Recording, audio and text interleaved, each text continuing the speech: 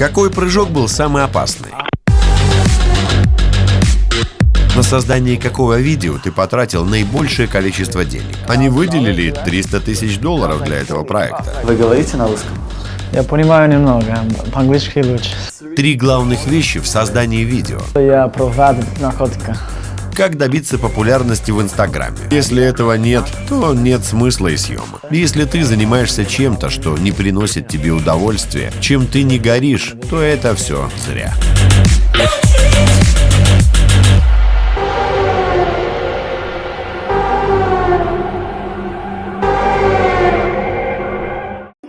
Посмотрите на этого интересного парня, похожего на Тарзана. Он родился на Гавайях, и мало кто бы мог подумать, что о нем узнают скоро по всей планете.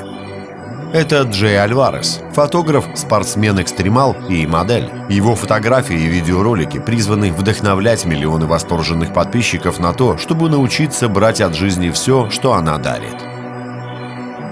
Джей решил покинуть родной дом, когда ему было 15 лет, чтобы осуществить свою единственную цель – видеографию и фотографию. В 16 лет я потерял любовь всей моей жизни, мое совершенство, мою душу. И единственное, что удерживало меня в моей жизни – я потерял свою мать. Я всегда отличался от всех окружающих и считал это настолько ироничным, потому что мне просто надоедало то, что я делал в жизни достаточно все странно. Первые свои деньги Джей заработал, делая красивые фотографии.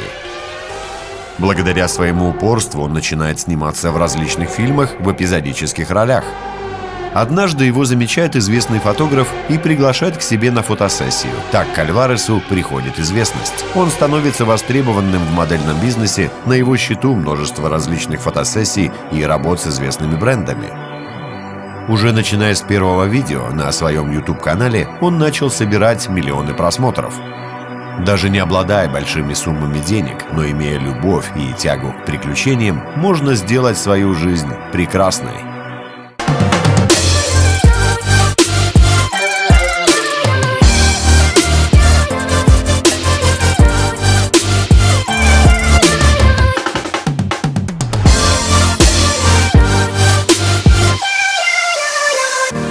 Вы говорите на русском? Я понимаю немного, по-английски лучше. Definitely English, but I like to speak Russian, I like to practice, and it's a fun language for me. Джей, сколько раз вы прыгали с парашютом? 4 года. Уже где-то 600. Какой прыжок был самый опасный? Я не понимаю, что? Какой прыжок был самый опасный? Самый опасный. Был один случай в Панаме, на маленьком острове. Тогда я плохо сложил свой парашют. Мы прыгали с довольно небольшой высоты, и как только я выпрыгнул, я сразу же подумал, этот парашют точно не откроется правильно. На высоте в 1000 метров я пробовал открыть парашют, но он был будто в узел завязан. Неужели я уйду вот так, умру просто здесь?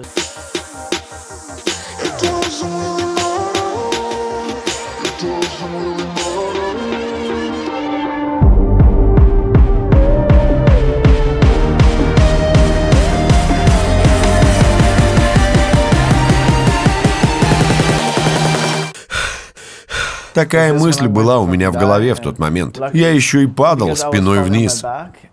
По правилам нужно выдернуть стропу справа, потом ту, что слева. Но я не смог сделать это с первого раза. К счастью, на высоте 400 метров я смог таки открыть парашют. Всего лишь 7 секунд от земли. Кстати, я ударил себя своим же коленом в лоб, когда открыл второй парашют. Поэтому последние секунды я был немного потерян и не понимал, что происходит.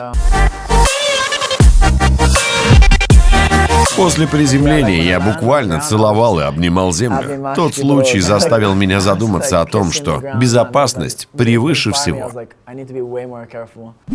Как ты заработал свои первые $100? Потому что я против наркотика. Это что, какая-то шутка? Нет, я серьезно. Это все правда, но детали я раскрывать не буду. Именно так я начал зарабатывать деньги. Не знаю, как у вас в Украине с возможностями для заработка, но на Гавайях нет почти никаких возможностей. Я всегда хотел много денег, много свободы, хотел делать что-то интересное. И уже тогда я понимал, что, слушая общество, делая то, что они говорят, я не достиг бы сегодняшнего результата. Все мои друзья, кто пошли в университет, сейчас работают в кафешках. У меня не было ни малейшего желания стать таким же. Я хотел быть тем, кем я захочу, и делать то, что я хочу. Я понимаю, что продавать наркотики – ужасная идея. Сейчас я бы никогда такого не сделал. А сколько тебе тогда было лет? Я начал продавать, когда мне было 13 или 14, и продолжал до 17-18. Когда ты понял, что можешь зарабатывать деньги через Инстаграм? Мне было где-то 17, когда мне впервые предложили деньги за фото. $500. В тот момент это перевернуло мой мир. Конечно же, я согласился. С того момента я начал работать и развиваться в этой сфере. И со временем понял, сколько на самом деле возможностей существует в этой сфере. Сколько у тебя было подписчиков на то время? Наверное, пару сотен. Это было очень давно. Расскажи, как тебе идея Mega-Likes? Я обдумывал это несколько месяцев, но получилось довольно интересно. Самое сложное – это привлечь людей. Заставить их поверить и заинтересоваться нашей идеей. Так происходит с каждой игрой или приложением, что выходит на рынок. Но когда их уже много, то они остаются. Именно над этим я работаю в данное время. Какая главная идея Mega-Likes? Хочешь знать, что это? Можешь объяснить? Это, по сути, платформа для блогеров, компаний и всех, кто заинтересован в этом проекте. Для вступления нужно внести единоразовую плату. Дальше участники сообщества лайкают посты друг друга. За приглашение друзей в это общество ты получаешь процент. Представим, у тебя 300 подписчиков. Сообщество поможет тебе развивать свой аккаунт, компанию и параллельно зарабатывать деньги. Это невероятная идея. Единственная вещь, что не дает Инстаграму полностью раскрыться, это его глупый алгоритм. Он, кстати, и уничтожил Facebook. Этот пресловутый алгоритм. Facebook мертв буквально. В прошлом году где-то 50% жителей США в возрасте 15-25 лет удалили приложение Facebook со своих смартфонов. Акции Facebook тоже не в лучшем состоянии.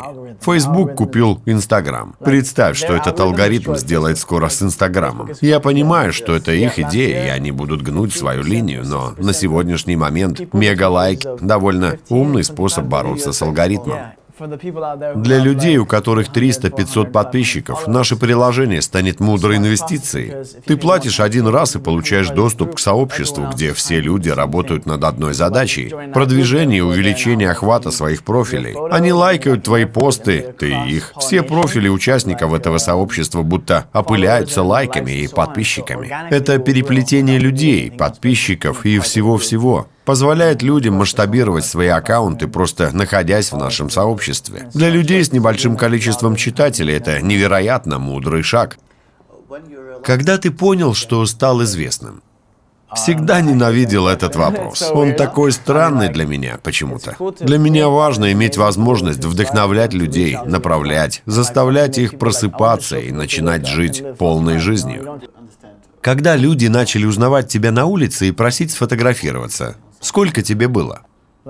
Где-то, наверное, 18 лет. Именно тогда мои видео набирали миллионы просмотров. Я не просил этого, но это случилось. Мой единственный билет на самолет к успеху.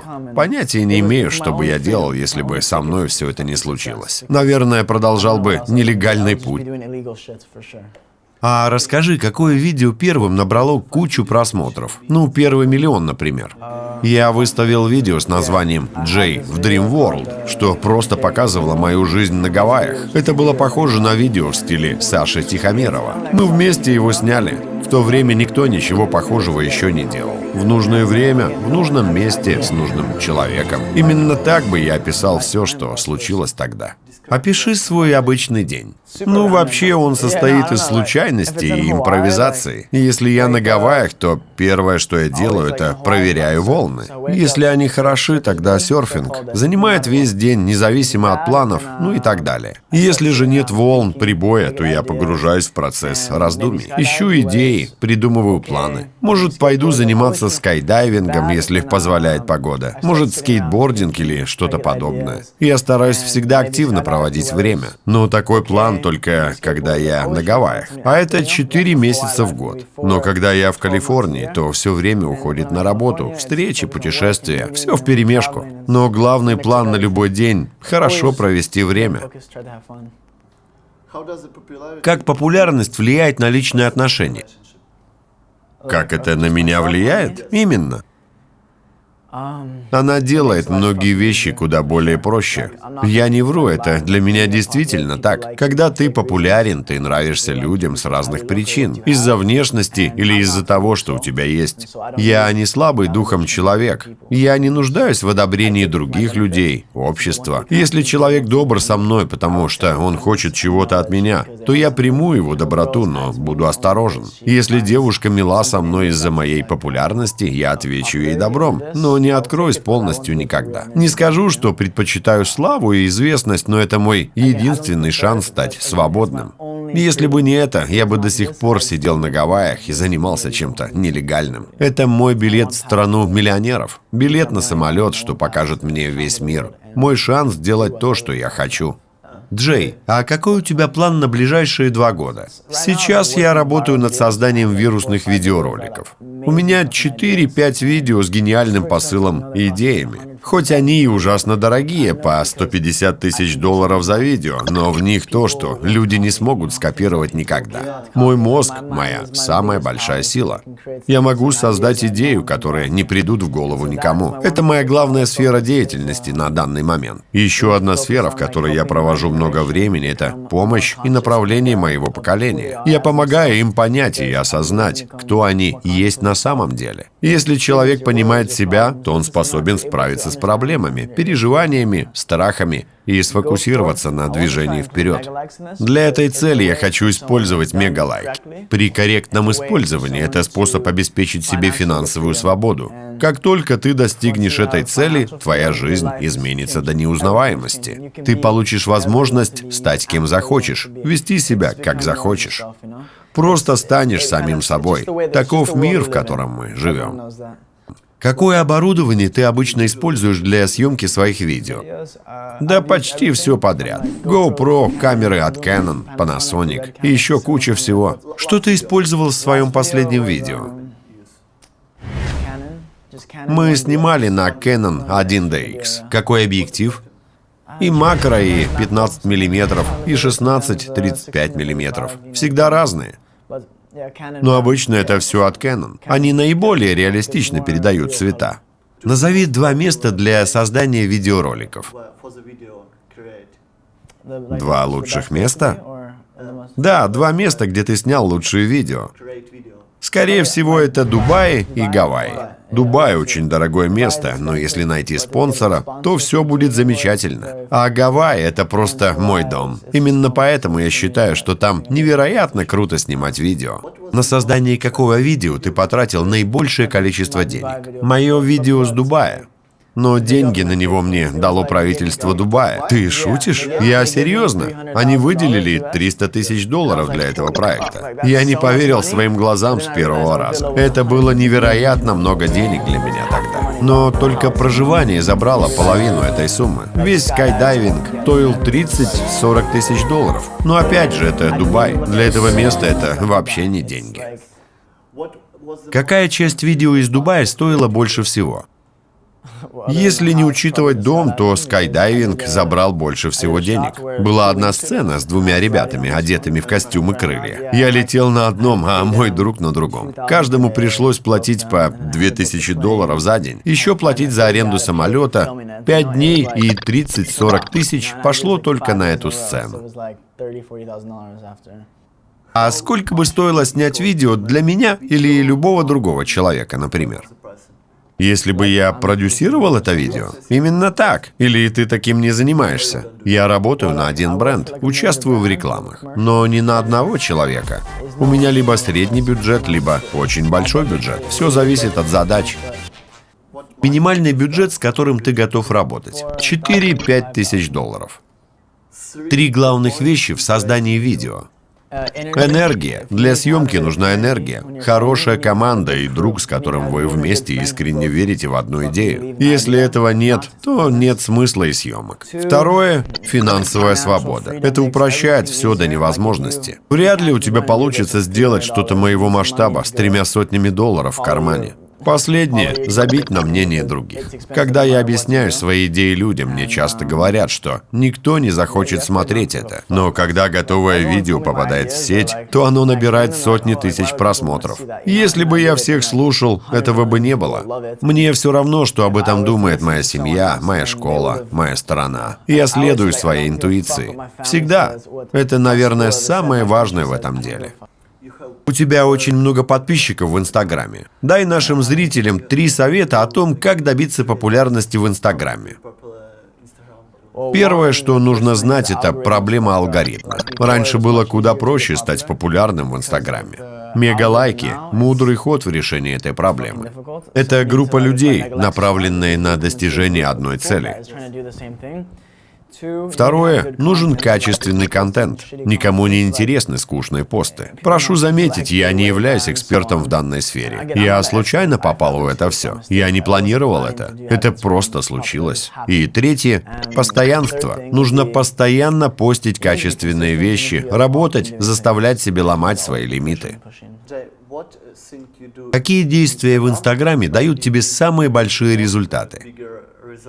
Это, наверное, коллаборации с другими пользователями. Важно уметь работать с другими людьми и находить людей, которые находятся на одной волне с тобой. Куда проще добиться чего-то вместе, чем самому. И еще одно. Если ты занимаешься чем-то, что не приносит тебе удовольствия, чем ты не горишь, то это все зря. С каким человеком у тебя наиболее результативная коллаборация? С моей девушкой. Мы неплохо так 2 года коллаборационировали. Помимо этого было несколько совместных видео с ютуберами, как Аманда Серни. У нее большое количество подписчиков, и это принесло много читателей мне. Еще было видео с ютубером из Испании. Сейчас я более заинтересован в создании видео с ребятами из других стран. Я довольно известен среди моего поколения в США, но хочу быть известным и в других странах, как Испания, Украина, Эстония, Россия, Беларусь. Я хочу иметь читателей из славянского, европейского, испанского миров. Это сейчас важно. Но испанцы не будут читать тебя, если они не понимают тебя. Поэтому я изучаю разные языки. Какой был самый сложный день со съемок видео? И о чем было это видео? Я столько снимал, что уже и трудно вспомнить худший момент. Были моменты, когда мы приезжали на место съемки, и погода превращалась в худшую за весь год. Это было на Тонге. Я провел там 2-3 недели. Я должен был догонять китов. Когда я приехал, они были, но потом просто исчезли. Я потратил $20 тысяч и получил большое жирне. Ничего. Вот такие моменты очень расстраивают. Какие программы ты используешь для создания своих видео? Adobe Premiere, Adobe After Effects и Lightroom. Это было невероятно. Друзья, кто бы хотел зарабатывать и развивать свой Инстаграм, оставляем ссылку на сообщество Mega Likes в описании. Регистрация по промокоду. Спасибо вам!